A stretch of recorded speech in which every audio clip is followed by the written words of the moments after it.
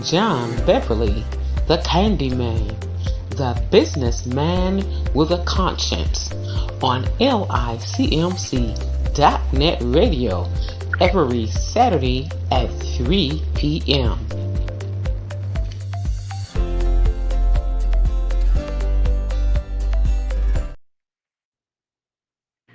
Hello, everyone. This is John Beverly, the businessman with a conscience, here at the Alcumalon Village, where each one reach one, each one teach one. One brick, one building, one block at a time. And as we often say, people don't care how much you know until they know how much you care. And we show that we care about the things that we do. And today, hopefully, I say something that might benefit or help someone or give you something to think about. But first of all, and most important to me right now, is that on yesterday would have been my father's 95th birthday. He's been gone ever since 2020, but I just want to give honor to him because without him and my mom, I wouldn't be here, and hopefully I'm still making him proud. He told me that he was proud of me and the things that I was doing. And if you anything like me, it's very important that you make your mother and father proud of you by the things that you do. And even my children, sometimes they would let me know that they're proud of what I'm doing, as well as I make sure that I let them know that I'm proud of what they're doing.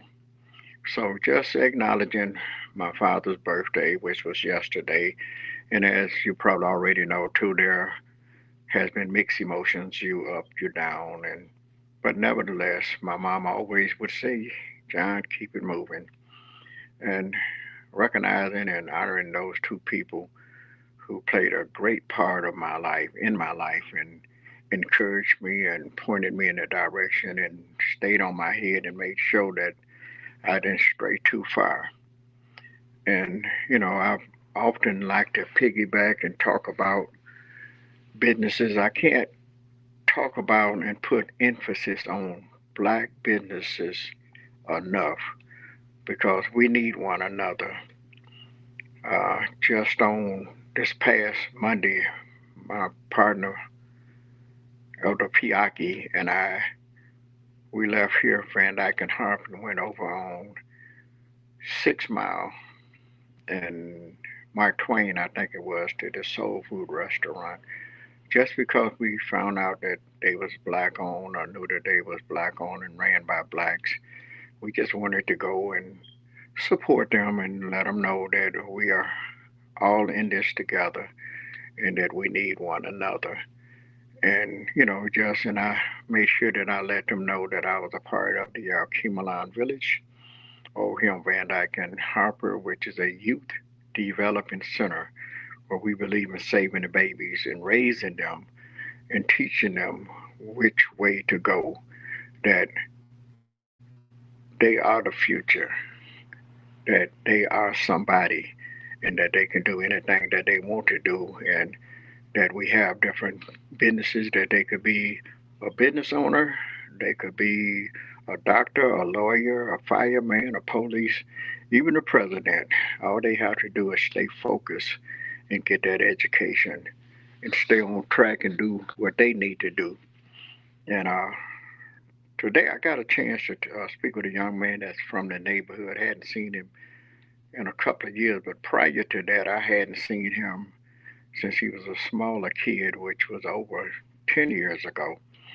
But he stopped in today and let me know that he was back in the neighborhood and that he just wanted to sit down and talk with me for a minute or two. And we ended up talking for about 30, 40 minutes and just sharing the different things that's what's going on in life. And I was telling him about, life brings about change.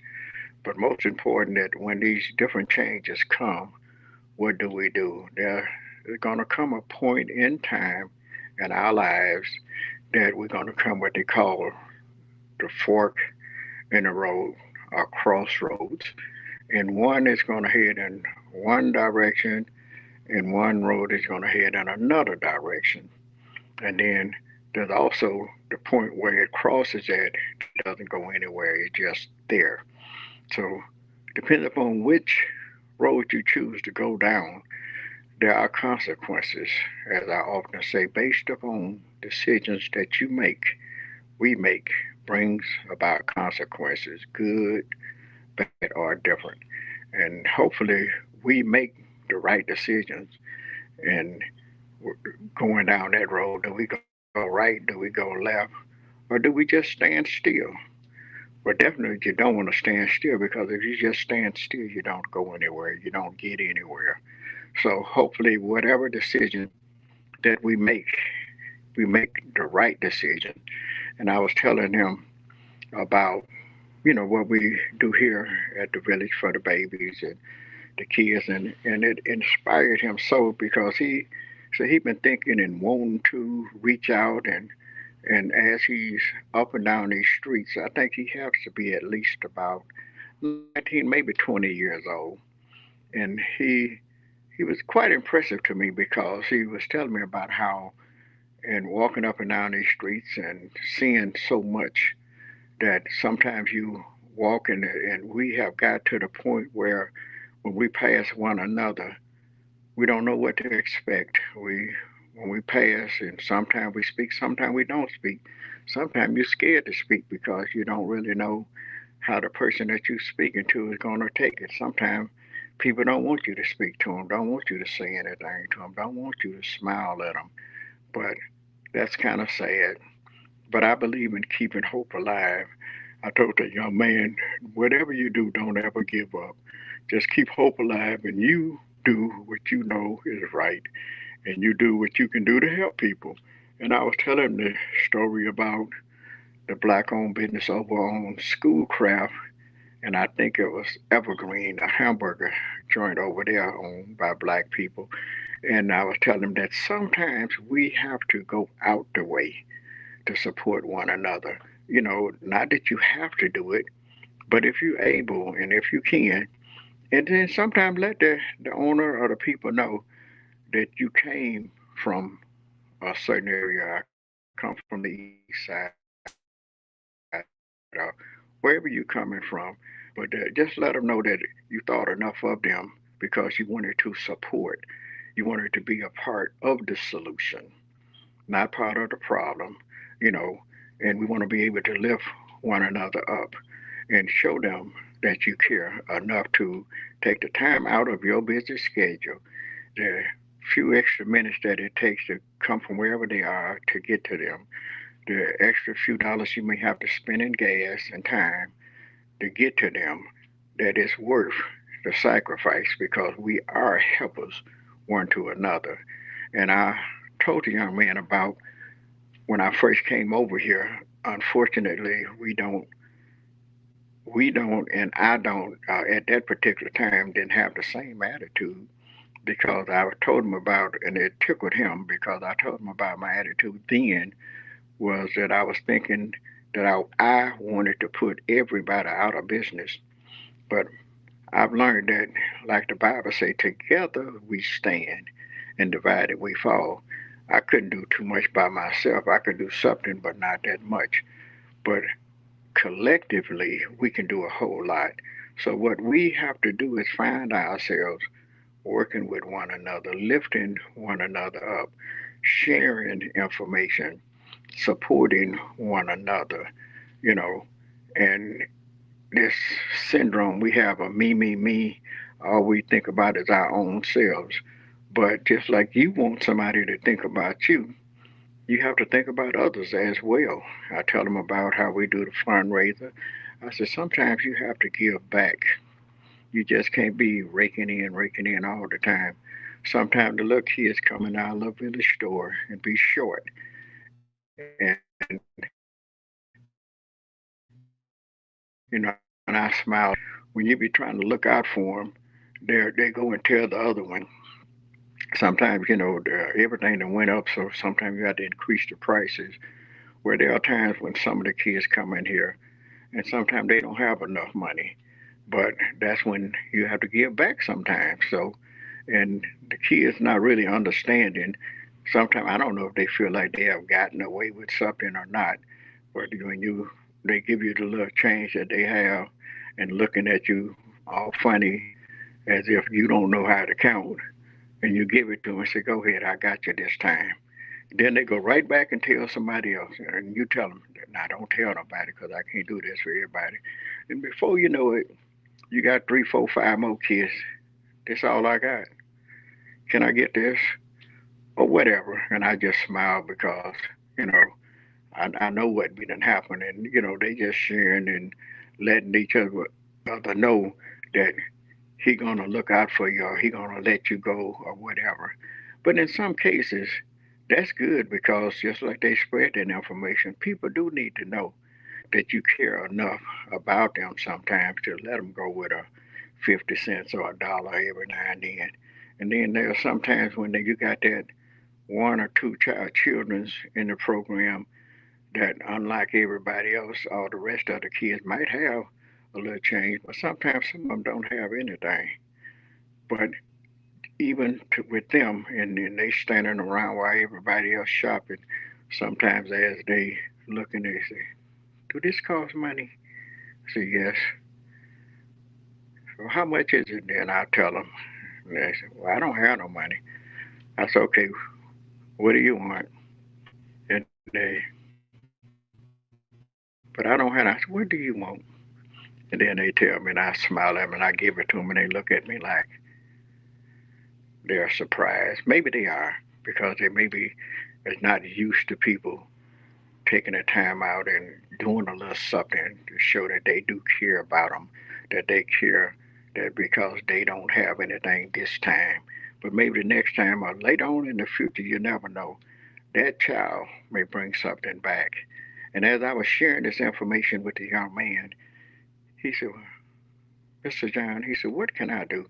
He said, "Because I would like to give something back." He said, "I was talking to my mom the other day and I was telling her about the man over there on Harper that works with the kids, him and Mr. Cofield."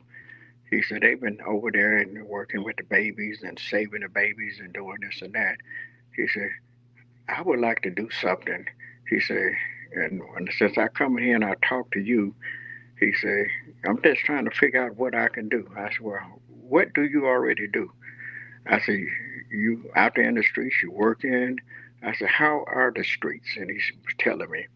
I said, "Well, what you can do instead of telling me," I said, "let me see if I can set up something for you and let you talk to Baba Greg McKenzie here at the village and what he can do and what we'll do sometime. You come back Monday and I'm going to see if I can set up something where you'll be able to sit down and talk to your babies."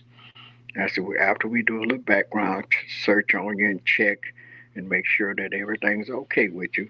I said, "Then you could tell these some of these, because we got some kids in here 5 years old. We got some up to 15-year old. And I can reach so many, and Mr. Cofield can reach so many, but can't nobody reach a young child like another young child or young adult or somebody in the teens. Each one reach one, each one teach one, like we often say. And I was just telling him that he had something to offer because if he's out there in the streets, he can tell somebody or talk about what's out there in the streets, what the street have to offer, and what they might expect it to be like. It's not, and there's things that it might be what they want, but based upon that decision that they make, like I often say, brings about the consequences. And if you make the right one, it brings real good consequences. But if you make the wrong one, there's a possibility you could end up dead. You could end up in jail for the rest of your life. I mean, who wants the rest of your life? Who even want to go to jail for a few days? I mean, I wouldn't. So, in sharing that kind of information and talking to young adults and letting them know that they have something to offer, that they can do some good, if even at their age, even at that, they can share that you don't want to do this. You don't want to go to the streets. You don't want to sell drugs. You don't want to do that because it's not as simple and easy as it might appear to be. there are problems. You got to be ducking and dodging and running and hiding and all that kind of stuff. And who wants to live like that? So hopefully I said something that encouraged him to want to help, to continue to help, or make him in his mind that that's what he really want to do. And hopefully I said something to give you something to think about, that there's something that you can do. So once again, this is John Beverly, the businessman with a conscience, here at the Accumulan Village, where each one reach one, each one teach one. One brick, one building, one block at a time. And as we often say, people don't care how much you know until they know how much you care. And we show it by the things that we do. Thank you and have a great day.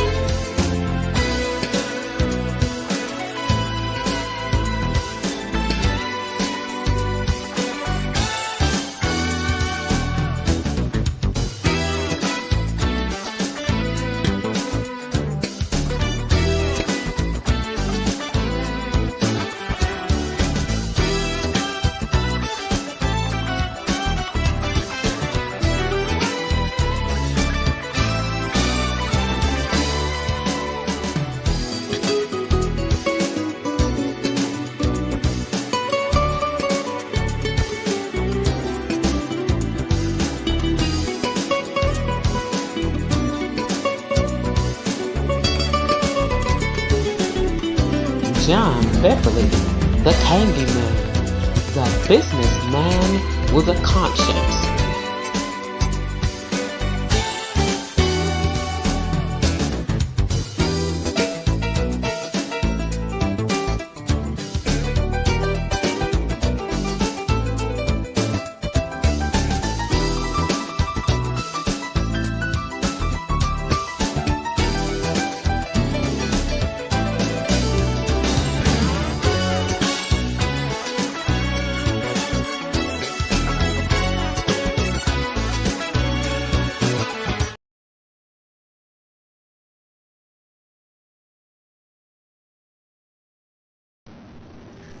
John Beverly, the Candyman, the businessman with a conscience, on LICMC.net radio every Saturday at 3 p.m.